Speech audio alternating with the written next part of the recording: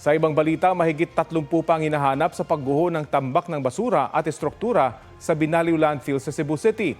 Posible raw itong nangyari dahil sa naranasang lindol at mga bagyo roon noong nakaraang taon. May ulat on the spot si Fe Marie Dumabok ng GMA Regional TV. Fe? Rafi, sa latest na nilabas ng Cebu City DRMO, nasa 12 individual na ang nakuha mula sa gumuhong istruktura. Isa sa kanila ang idineklarang patay. Ito ay matapos gumuho ang kabundok na basura sa Binaliw Landfill sa Cebu City pasado alas 4 ng hapon kahapon at natabunan ang staff house at office ng Prime Waste Solution Incorporated na siyang nagmamanage ng landfill.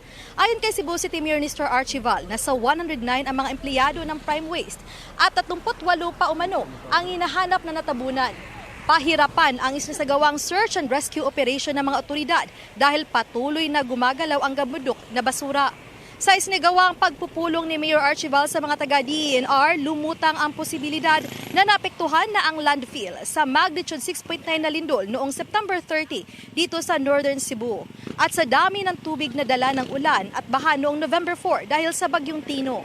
At sa mga naranasang pag-ulan sa mga unang araw nitong taon.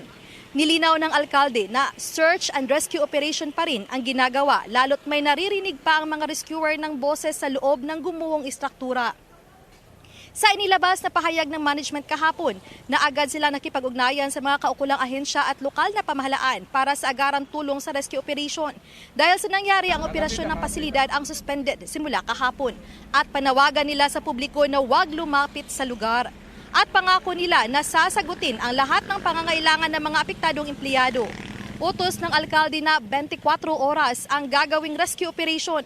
Simula kaninang 12:35 a.m., hindi pa nadagdagan ang 12 na rescue. Isa nito ang patay.